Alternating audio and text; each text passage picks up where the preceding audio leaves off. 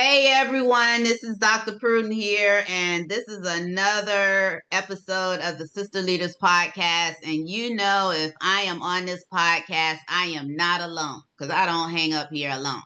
I bring great people with me. And so today I have the sister leader, Yvonne Lorraine, who is going to also grace the Sister Leaders Conference stage coming up this week. And so we are excited to have you. Welcome to the Sister Leaders Podcast, Yvonne. Thank you. Thank you, Dr. Karen. I'm so excited. And thank you for having me here. Absolutely. So, what I do during this podcast is I do a little research on you, get all in your business, ask all types of questions. I want the people to know you. I don't want them to know you from a surface relationship. I want them to feel like they know what your area expertise is, things that you've overcome. And so, the first question I want to talk to you about is you're a veteran, right? Yes. Okay. Executive trainer, author, and evangelist. Girl got a whole lot of hats. She got a whole lot of hats. So, what experiences shape your passion for empowering leaders and communities?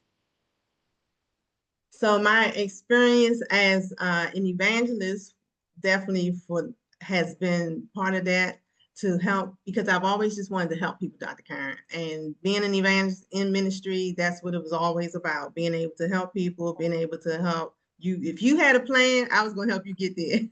however we need to get there, I'm your cheerleader and it's going to happen. And that's before I knew anything about being in business. That was just in my heart and a passion to help others. um, as a veteran, that taught me a lot as far as my discipline.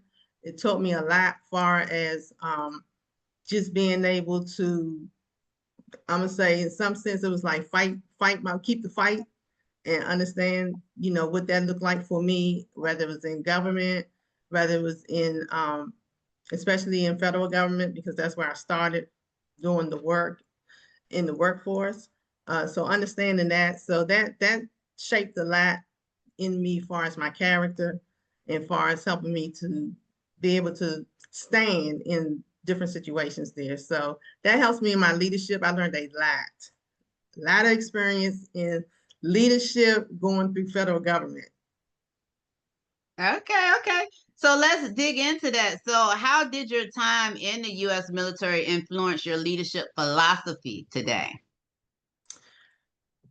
Well, while I was in the military, being able to be in the role of the platoon leader, knowing what that meant, knowing how important it was to have a plan, knowing what it meant in that case to understand what it was when we talked about our enemy, being strategic in the things that we came about.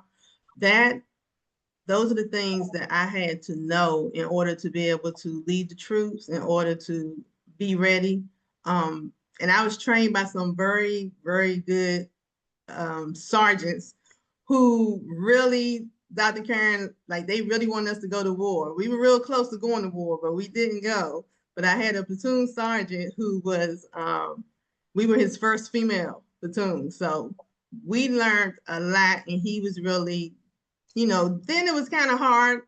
You felt like it was hard, but all of the hard work is what really formed me into the mindset of who I am today when it comes to leadership, to be honest. So that the military really helped out a lot in that place.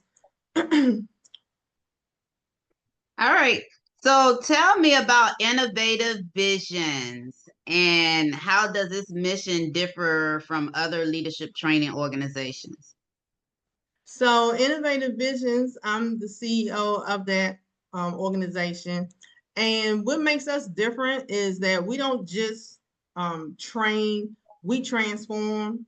And when I say that, I mean, we give the strategies that sustain. So when I'm doing a training, regardless if it's an individual or group training, virtually, the things that are being trained, they get strategies that help them to sustain beyond the training. That's the ultimate goal, because I want to make sure that when people are finished and when we're done, that they have the vision, that they're in alignment with what their vision is, and like to make sure that if there's any identity shifts that need to take place, that that is identified, and being able to just be strategic in creating the plan, because a lot of times, people, we come up with plans, but we come up with surface plans. And I like to take people deeper than the surface plans. We go deeper than that. So that's where I get to help them to do a lot of the work, to connect from things from the past to how we are today, why we make the decisions we do today, why are we leading like we do today. So that's what we do. And I that's what I'm like saying. that. I like that. So my research shows you often talk about aligning purpose with lasting impact. For leaders and entrepreneurs listening, what's the first step in discovering and aligning with their true purpose? First is really getting in alignment with who you are first. That I have to say that is the first, Dr. Karen, because otherwise we create a lot of things, and we do a lot of things that are not necessarily the things that we should be doing in business or as an entrepreneur. So being an understanding, being very clear about what your purpose is. And in order to do that, you have to be very clear about who you are. Who you are, absolutely, absolutely. You've worked with high performing women to help them break free from limitations. What common barriers do you see, and how can women overcome them? Overwhelmed is definitely being overwhelmed is one of the common barriers. So I like to share with women how they can learn the strategies, and it's always different based on what industry they are in. A lot of the women that I'm referring to, a lot of them are entrepreneurs as well, or they're in other leadership roles. So just being able to help them to identify if they need to do things like delegate versus trying to do it all themselves. If they need to be able to train somebody or to help somebody, get somebody who can help them to do the work, whether it's personal or business, because a lot of times we concentrate on the business, but I always remind them that you are that same person. So you're that person that may need some assistance personally, and being able to identify what that looks like, as well as the person in the business or in the workforce who may need to have that type of structure or to change how the mindset is, so that they can actually be able to lead and be able to not be overwhelmed while they're leading. So I had this framework of peace. So, to be able to learn how to lead from a place of peace can help them to do that. And so is peace an acronym? It is, Dr. Karen. It, Okay, it has become. It has become. Okay, well, tell us a little bit about, don't give it all to us, but give us the first couple of letters. The P is the plan. Okay, all right. So Okay. we got to have a plan. We got to have a plan. Gotta have a plan. All right. And you gotta be equipped. And Okay, so then otherwise, you need the resources and the tools to yes, facilitate ma'am. the plan. Yes, ma'am. Okay. Everything else, they got to come to the Sister Leaders Conference. Okay, I know that's right. So tell me about, how do you weave faith and practical leadership tools together? How do you marry the two when you do your coaching with your executives and organizations? So when it depends on the group that I'm actually working with, but what I'm able to do, Dr. Karen, is being able to, again, a lot of it starts with them being in alignment with who they are. So when they talk about a purpose, if they have a vision, then we don't just talk about the vision that they have. We talk about, okay, well, did God give you this vision? Where did you pray about this vision before you even got started? And if so, then trying to help people to understand, what does it look like to really hear from God, so that you can, when we talk about marrying it together like that, especially when I'm doing the coaching, being able to help people to really, a lot of times, going back to their first love. You have to remember why you're doing what you do, and the passion that they have for what they're doing. And when it's in the more of a group setting, it's lighter when I deliver, especially if I'm in a government setting and presenting. It's a lot lighter. I don't go in there talking about God and connecting it like that. But you get the message basically that you have to, that there is, and it's really doing the internal work. So we have to do that internal work. We have to do the mindset change. So those are the areas where I focus on to help people to be able to meet the goals that they have, basically. Absolutely.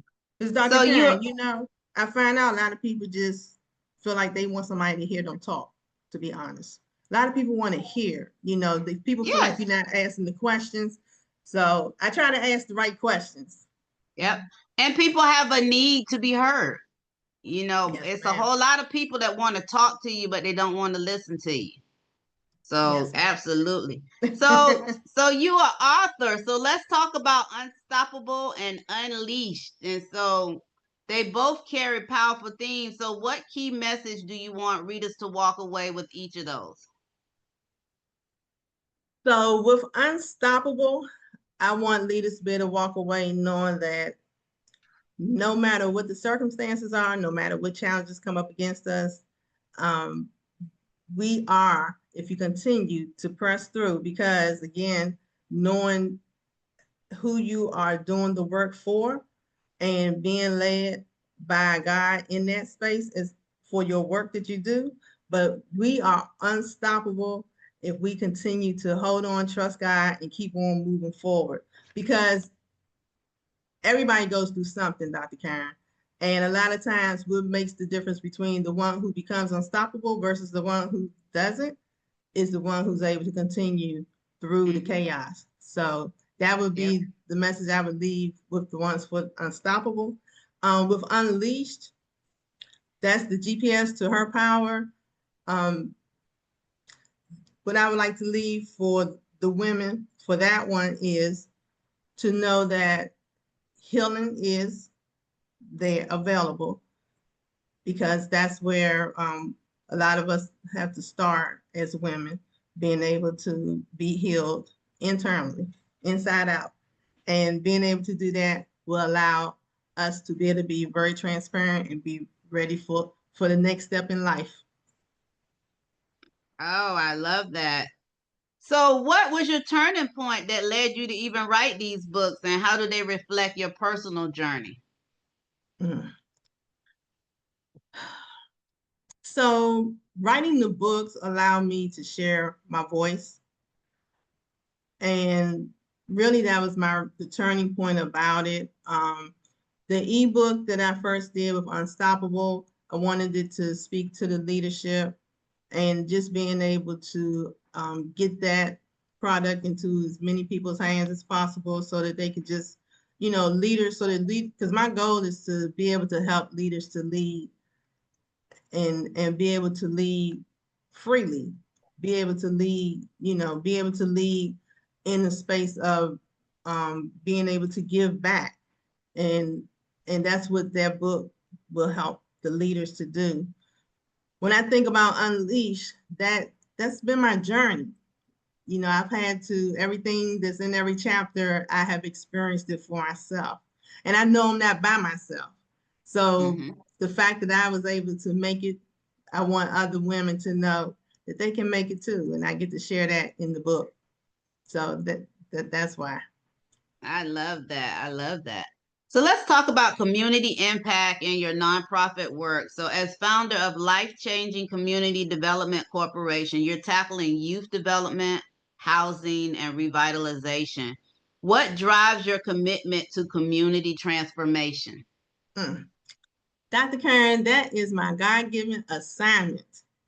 And this is how we're doing it through the nonprofit. So when I spoke earlier about being able to help people, this is the baby where I started. Because I started doing the work over 35 years ago in the communities, just with the youth. At first, we were just working with the youth. And then next year we were celebrating 25 years of being incorporated, and the programs of what we do now have grown within those 25 years. And we operate between DC and Georgia at this time. So really excited about the work. It's a volunteer-based organization. Just really blessed by great people who want to help make it happen and love serving the people in the communities. I love it. So what lessons can corporate and organizational leaders even learn from your nonprofit work? What lessons can they take away from your work? The lessons in the nonprofit world, it's real different. It can be very different in the nonprofit world because a lot of times one main lesson that I would say would be to be able to help people to come together, being able to, one of the lessons being able to have to gain partnerships, and that's partnerships in the community, that's partnerships with the people that you serve, because in those partnerships, that's what helps you to be able to get the resources that are needed to serve. And that's because in most nonprofits, that's one of the main challenges is having those resources to serve. And especially in our case, because we serve a community like in the low income communities. So we can't expect them to pay high dollar prices for programs. However, they do deserve those programs. So as a leader, just being able to navigate that and navigate the teamwork, being able to bring the people together. I think that that's important as a leader because we're talking about bringing people together who don't have to be there. They're volunteering their time, they're volunteering their services with their own skills. So being able to acknowledge and celebrate, these are some of the things that leaders should be doing for the people who are under them, I believe, always. Absolutely. So let's talk about your mantra. Your mantra is your peace is your power. How can leaders maintain peace in high pressure environments without sacrificing results? I might have to give away some of my goodies to talk about it, Dr. Karen. I'm sorry. I'm sorry. Don't give them all away because they got to see you. They got to see you on stage. Just give us a little bit. Just a little bit. So in order for leaders to be able to use the peace concept, it's important first for the leader to understand how what they're doing impact either the people that are working with them or whoever it is that they are doing serving, basically. So peace means a lot of things. People hear that peace and it's, yes, we do want you to be able to operate from a place of peace. And the only way that you can really operate from that place of peace is being very comfortable and understand where you are as a leader first. Because if you do understand where you are as a leader, it allows you to create the atmosphere that's needed with your people. So being able to bring your people together and being able to understand what that, when we talk about the plan, what does that plan really look like?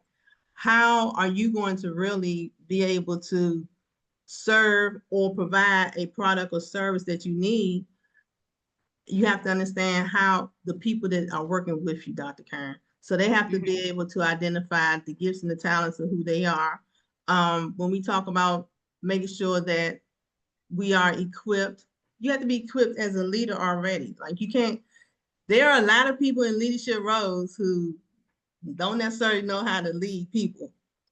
So being able to learn what that part looks like is key because that's where a lot of the breakdown is sometimes because people don't really know. You have the position, but you don't have the character for real. So being able to understand that difference and be okay with that so that you can either do better or do something else. You said a word there. You have the position, but you don't have the character for it. Oh, that's a drop the mic statement right there. Yes, ma'am. I love that. So I'm not going to let you give away all your goodies. So my next question is, what role does resilience play in leadership, especially for those navigating uncertainty and change? Hmm. What rose? Say it one more time for me, Dr. Yep. Karen. What role does resilience play in leadership, especially for those navigating uncertainty and change? Resilience. Yes, yes. So the role that I see resilience playing is being able to stand to stand so that you can be there, one, for yourself and for others, and being able to be resilient in the change that's taking place, because a lot of people are experiencing change. So the unknown has become a major challenge, and especially the leaders in these organizations, in your business, whatever the case may be. And what I have noticed with that, Dr. Karen, is being able, because it has been challenging. A leader has to be resilient in the fact that a lot of times with this change that's coming about, they're not able to really talk about the change. A lot of times they have their Mm-hmm. people who are expecting them to lead them and guide them, and you're leading and guiding, not even really knowing, because of the uncertainty of the change. So being being resilient in that space of being able to be there for your people is very important, because when they see the leader break down, then everybody's broken down. So if the leader is able to be resilient in what they do know and focus on what they do know to continue to keep their people moving forward, that helps everybody through the process of changes that are unknown, but you still have to keep the work. You still have to keep moving. You still have to keep your people encouraged. So that's what I would say. Being resilient in that space of the changes taking place that are unknown is very important. Okay. So we're closing it on out. So my next question is, what does legacy mean to you? To me, legacy means things greater and bigger beyond me. Greater and bigger beyond me, Dr. Karen. So, and with the work that I do, that's mostly in the community work that I do, and being able to, through the nonprofit and the work that's being done there. So I expect, you know, I'll be long gone before even some of the goals that we currently have in place actually happen. I'm expecting a lot of these things to take place when I'm long gone. So the legacy Mm-hmm. that we're putting in place, I know a lot of times we talk about legacy, and yes, everybody wants to make money. That's that we don't have to speak and say that one. Definitely want to be able to do that. But beyond the money, really being able to leave something that is going to be beneficial for others beyond myself. So that's what legacy is to me. So we know you're gracing the stage for the Sister Leaders Conference. So, in addition to the Sister Leaders Conference, what is next for you? What projects do you have? You got any new books coming? Any initiatives? Just what are you excited about in addition to? We know you're excited about the Sister Leaders Conference too, but Yes, I it's some am. other things going on in your life we'd like to hear about as well. What can you share with us that's not top secret? Well, I think, because I am very excited about Sister Leaders, and also the Unleashed book is my new book that's actually being released on Friday. So looking forward to, and thank you. Really excited about that. So planning a book launch in November for that. And also, Dr. Karen, because nonprofit leadership is very important to me as well. One of the things that I'm doing is a 3-day lab series where I'm going to be talking about, because I want to be able to help entrepreneurs to and nonprofit leaders to be grant ready and contract ready, whether it's state or federal contract. So we're going to start on the 3 labs I'm going to have where I'm going to talk to them and help them to make sure that they know what it looks like to be ready to acquire a grant or a contract. So I'm really excited about that because that's going to lead into some other things for 2026 as well. Awesome. So finally, where can listeners connect with you and learn more about your work?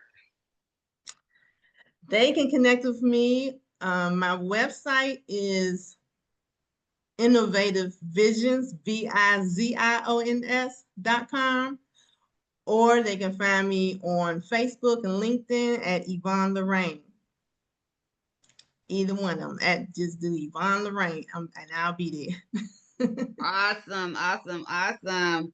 So, in closing, I will be remiss if I didn't mention that, look, we are almost towards the eve, close to the eve of the Sister Leaders Conference. We're not quite there yet, but boy, I can almost smell it. I can smell it. It's in the air. It's in the Yes. air. And so it is this week, finally. And of course, Yvonne Lorraine is one of our great speakers that are going to grace the stage at the Rivers Casino to a sold out crowd, which God is really good. So the conference Yes. is sold out, the gala has Yes. sold out, and so you can only catch us on the live stream now, which is good because we reduced the price of live stream because no one else can come in person. And so go up on the website sisterleadersconference.com. Join us virtually. Check out these speakers. We have 27 live speakers that are going to grace the stage, and you can see that from the comforts of your home, even in your pajamas, eating your bonbons if that's what you want to do. But I want you to get this download of information that these men and women, powerful leaders, are going to be sharing, because I believe that it is not enough women senior leaders out here, and it's not because of a lack of talent, it's because of a lack of knowledge, and so that's why I require that my speakers drill down and be specific about the barriers that they've overcome, the lessons that they learn, and share information so that the next female leader maybe can get there a little bit quicker, a little bit faster, with less bruising, than we got. And so I am excited. Sister Leaders Conference, October 3rd and 4th at the Rivers Casino. That is where we will be Friday and Saturday. And we'll kick off virtually at the pre-conference kickoff on Thursday. And so thank you so much. Thank you, Yvonne Lorraine. I'll Thank see you you. live and in person in a few days. And Yes. thank you all for joining the Sister Leaders podcast. Bye. Bye.